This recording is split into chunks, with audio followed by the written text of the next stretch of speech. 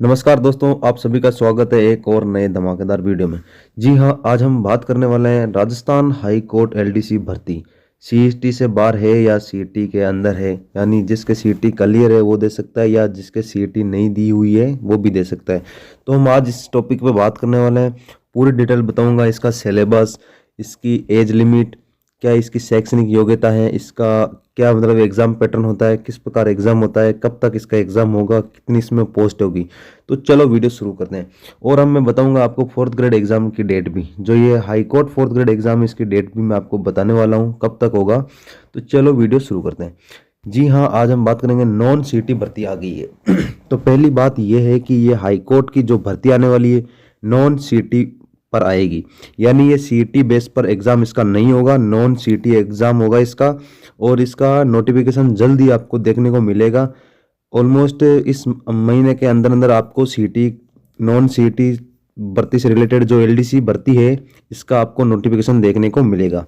तो हम बात करने वाले हैं इसकी शैक्षणिक योग्यता की। संपूर्ण जानकारी मिलने वाली है इस वीडियो में।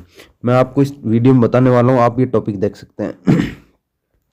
कि इसकी शैक्षणिक न्यूनतम शैक्षणिक योग्यता क्या है, इस बात करेंगे। एज लिमिट पे बात करेंगे, एग्जाम पैटर्न पे बात करेंगे, कितनी पोस्ट आने वाली है और नोटिफिकेशन कब तक आएगा। तो इसमें बताया जा रहा है कि पिछले 3-4 सालों से 1700 वैकेंसी इसमें खाली है, इससे ज़्यादा भी आ सकती है। 2020 के बाद अभी तक ये वैकेंसी नहीं आ रही है, तो अनुमान लगाया जा रहा है कि 1700 पोस्ट इसमें आ सकती है। ऑलमोस्ट इसमें 1500 प्लस तो इसमें आएगी कन्फर्म है। अभी इसका 2020 के बाद अभी एग्ज़ाम नहीं हुआ है, तो आप अनुमान लगा सकते हैं कि 1500 या 2000 तो आने वाली है। और ये नॉन सीईटी भर्ती होगी। इसमें सीईटी आपको अलाउ आपके पास है या नहीं दिया एग्ज़ाम, कोई दिक्कत नहीं है, बस आप तैयारी करो। मैं आपको इसमें बताने वाला हूँ एज लिमिट। अब तो बेसिकली इसकी एज लिमिट यही है। योग्यता पर बात करेंगे कि आपका मतलब क्या क्या योग्यता होनी चाहिए। तो न्यूनतम योग्यता की बात करते हैं। तो आप यहाँ पे देख सकते हैं, शैक्षणिक योग्यता की बात करते हैं।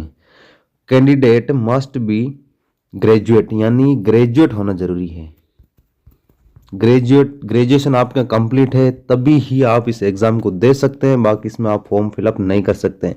और आपको बेसिकली कंप्यूटर की नॉलेज होनी चाहिए, यानी बेसिक आपको कंप्यूटर की नॉलेज होनी चाहिए। यानी इसमें कंप्यूटर में क्या चीज़ें होती है, क्या काम आता है, टाइपिंग कैसे होती है, टाइपिंग होती है, इसमें आपको बेसिकली कंप्यूटर की नॉलेज होनी चाहिए। और आपका ग्रेजुएशन कंप्लीट होनी चाहिए। मेन इसमें यही है कि आपका अगर ग्रेजुएशन कंप्लीट है तो ही आप एलडीसी भर्ती में अप्लाई कर सकते हो, या हाई कोर्ट में आने वाली है तो। और इसमें ये राष्ट्रीयता में आप देख सकते हैं कि भारत का नागरिक होना चाहिए, बाकी ये कोई ज़्यादा इंपॉर्टेंट नहीं है। अब हम बात करेंगे इसकी एज लिमिट की। अब हम इसमें एज लिमिट के बारे में बात करते हैं। तो बेसिकली एज 18 से 40 तक की होती है। तो इसी में यही लिखा हुआ है कि एज कैंडिडेट मस्ट हैव 18 से होना चाहिए और 40 से कम होना चाहिए, यानी 18 साल मिनिमम एज है और मैक्सिमम इसकी एज है 40 वर्ष। वो उसमें ओबीसी एससी एसटी में थोड़ा अलग जो इनकी छूट होती है 2-3 वर्ष और 5 वर्ष, वो इसमें जुड़ जाएगी। बाकी बेसिकली इसमें 18 से 40 वर्ष तक एज लिमिट है। तो अगर आप 18 से 40 के बीच में हो और आपके ग्रेजुएशन कंप्लीट है तो आप इस भर्ती की बेसिक आराम से तैयारी कर सकते हो, क्योंकि अभी इसका नोटिफिकेशन आना बाकी है, फिर एग्ज़ाम डेट आएगी। इससे बढ़िया है कि इसमें 5-6 महीने लग जाएंगे, इतने में आप आराम से बढ़िया परफेक्ट तैयारी कर सकते हो। साथ साथ आप कंप्यूटर मतलब टाइपिंग भी कर सकते हो, प्रैक्टिस कर सकते हो इसकी। अब हम बात करेंगे इसका एग्ज़ाम पैटर्न। कैसा रहेगा exam pattern. Exam pattern offline होता है। तो आप देख सकते हैं सेक्शन ए में रिटन टेस्ट होता है। सेक्शन ए इसमें आती है आपके हिंदी के क्वेश्चन आते हैं 100। पार्ट में आती है इंग्लिश के क्वेश्चन, इंग्लिश मार्क्स कितने होते हैं 100। पार्ट सी में होता है जीके कितने मार्क्स होते हैं 100, यानी 50% आएंगे। 50% आएंगे, 50 गुणा 2 यानी 100 मार्क्स। 1% 2 नंबर का होगा। और आपको मिनिमम पासिंग मार्क्स अगर SC ST से हैं तो 120, अगर आप अदर कैंडिडेट हैं यानी जनरल के हो, EWS के हो, OBC के हो, तो आपको नंबर चाहिए 135। 2 घंटे का टाइम है, यानी 150% है और 2 घंटे हैं। ये सिस्टम है। और इसमें एक चीज़ और है, आपको देखने को मिलेगी कि इसमें नेगेटिव मार्किंग नहीं है। 50 मल्टी चॉइस प्रश्न है यानी MCQ होते हैं वही 50 प्रश्न आएंगे पर सेक्शन के 50 हैं, 3 सेक्शन है, 150 क्वेश्चन है। Return test will be in through OMR sheet से होगा, ऑफलाइन टेस्ट है इसमें। नो नेगेटिव मार्किंग, जी हाँ इसमें कोई नेगेटिव मार्किंग नहीं है। जैसे अभी 4th grade high court 4th grade में भी नेगेटिव मार्किंग नहीं है, वैसे भी इसी में कोई नेगेटिव मार्किंग नहीं है। और अपन देख सकते हैं सेक्शन बी में इसके 2 सेक्शन है। सेक्शन बी में क्या है, सेक्शन बी में है टाइपिंग, इंपॉर्टेंट है, ये भी इंपॉर्टेंट है। टाइपिंग तो जरूरी है क्योंकि आप LDC बाबू बनने जा रहे हो तो टाइपिंग चाहिए। हिंदी की टाइपिंग होगी और इंग्लिश की टाइपिंग होगी, दोनों में 5-5 मिनट की टाइपिंग होने वाली है।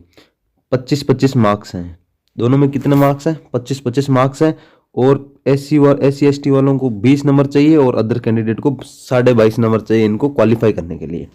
इसमें पेपर 2 होता है, एफिशिएंसी टेस्ट होता है इसमें, वो होता है 10 मिनट का होता है और 50 का होता है, यानी ये भी 100 मार्क्स का होता है। जो ये सेक्शन बी है वो 100 मार्क्स का होता है और वो कितने मार्क्स का होता है, 300 मार्क्स का होता है। तो आप इसमें 50 मैक्सिमम 50 मार्क्स होते हैं और इसमें 20 चाहिए SC ST वालों को और 22.5 चाहिए, यानी एफिशिएंसी टेस्ट में 22.5 नंबर चाहिए और स्पीड पेपर जो टाइपिंग होती है उसमें भी 22.5 चाहिए, यानी इसके 50 तो 45 तो इसमें चाहिए आपको पासिंग मार्क्स। और इसमें कट ऑफ भी जाती है, बढ़िया जाती है, क्योंकि कैंडिडेट तैयारी करने वाला हो तो ज़्यादा जाती है, अगर कैंडिडेट तैयारी नहीं करने वाला हो तो कम जाएगी।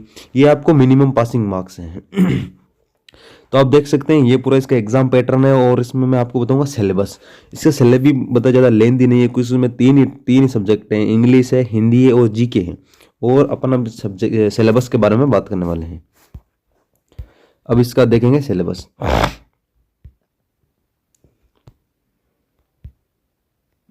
आप ये सिलेबस देख सकते हैं, इसमें अपने पास है पहले सब्जेक्ट है हिंदी। हिंदी में ऑलमोस्ट सभी टॉपिक है, जैसे संधि है, समास है, उपसर्ग है, प्रत्यय हैं, पर्यायवाची शब्द हैं, विपरीतार्थक विलोम शब्द है, अनेकार्थक शब्द है, शब्द युगम है, वाक्य शुद्धि है, वाच्य है, वाक्यांश है, सब ऑलमोस्ट जो हिंदी के में बेसिक टॉपिक है सभी के सभी इसी में आते हैं आपके एग्जाम में। अब हम इंग्लिश में बारे में बात करेंगे तो इंग्लिश में वही सब्जेक्ट है जो आपके almost same to same syllabus है। जैसे इसमें आपके पास है इम्प्रूवमेंट ऑफ सेंटेंस है, टेंस है, वॉइस है, नेरेशन है, और आप इसमें देख सकते हैं आर्टिकल है, करेक्शन ऑफ सेंटेंस है, सिनोनियम है, वन वर्ड है, प्रीफिक्स है, सफिक्स है, कॉन्सेप्ट है और इडियम्स है, यानी ये बेसिक टॉपिक है। और इसमें अपने पास जनरल नॉलेज GK में अपने पास क्या है, कल्चर है, जियोग्राफी है और करंट अफेयर्स है, यानी करंट अफेयर है, कल्चर है, जियोग्राफी, ऑलमोस्ट राजस्थान का पूरा आप इसमें आपको देख सकते हैं ऑलमोस्ट राजस्थान का जो भी GK है वो संपूर्ण GK इसी में। अब देख सकते हैं करंट अफेयर है, जियोग्राफी एंड नेचुरल रिसोर्सेस है, हिस्ट्री एंड कल्चर है, यानी ऑलमोस्ट मोस्टली फुल सिलेबस है इसमें, संपूर्ण सिलेबस है इसमें। अब हम बात करेंगे कि आप तैयारी कैसे कर सकते हो। जल्दी से लग जाओ इसकी तैयारी में, बहुत ही बेहतरीन जॉब है, क्योंकि LDC की जॉब बहुत बेहतरीन था, इसमें प्रमोशन भी जल्दी होता है, तो आप सभी के लिए बहुत ही बेहतरीन जॉब है। आप इसमें जल्दी से जल्दी इसमें तैयारी में लग जाओ, क्योंकि अभी बहुत टाइम पड़ा है। यही है नॉन CT वालों के लिए मौका, क्योंकि जिसके नॉन CT है मतलब अब की बार आपने देखा होगा CT वालों की बहुत वैकेंसी है, पटवारी की, वीडियो की, और इसमें पुलिस की आई है और 2-3 अलग अलग वैकेंसीज आई है LDC की, ये सब CT में थी, ये वैकेंसी नॉन CT में, इसलिए आप इसमें जल्दी से तैयारी में लग जाओ। और यही था वीडियो आज का। अगर वीडियो पसंद आए तो लाइक शेयर सब्सक्राइब करना। मिलते हैं नए वीडियो में नए टॉपिक के साथ। जय हिंद, जय भारत।